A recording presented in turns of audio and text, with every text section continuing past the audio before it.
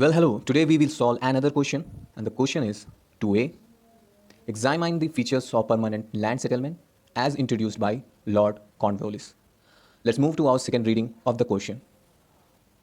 Examine the features of permanent land settlement system as introduced by Lord Cornwallis. So this question came from pre-independence era, and the topic was land system and its changes. Let's move to our question first. Let's see what are the key terms. So here are permanent land settlement and the features. These are the key terms of the question. So what was permanent land settlement system? A land tenure system introduced in 1793 by East India Company to encourage agriculture for its improvement, to increase the revenue for the company under Lord Charles Cornwallis.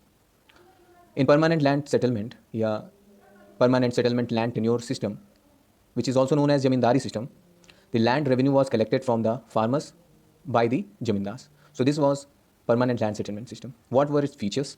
So let's talk about the features. First feature is, so this system was prevalent in West Bengal, Bihar, Odisha, Uttar Pradesh, Andhra Pradesh, Madhya Pradesh, right? So you can say Bengal Presidency and parts of United Province and Central Province, right?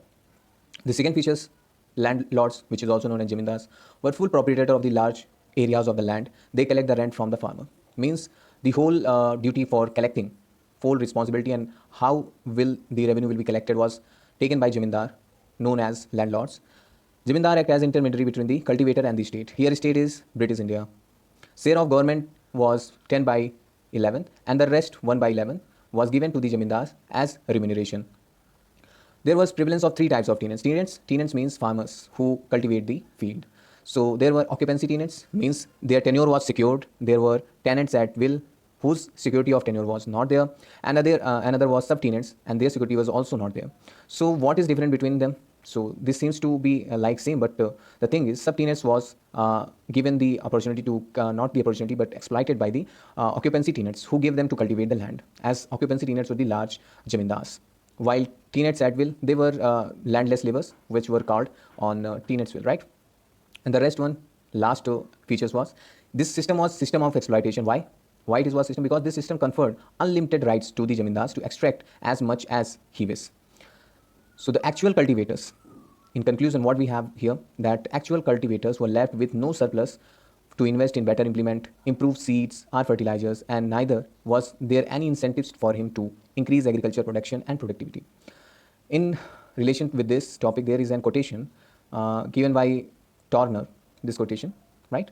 So this quotation given by Turner is here. What he say that represents all about the thing about what we have seen. So at last there is a quotation that I have added for increasing your marks. So this quotation was given by Turner, and it says, built in depression and continue to operate in the countryside. Countryside here means India, right?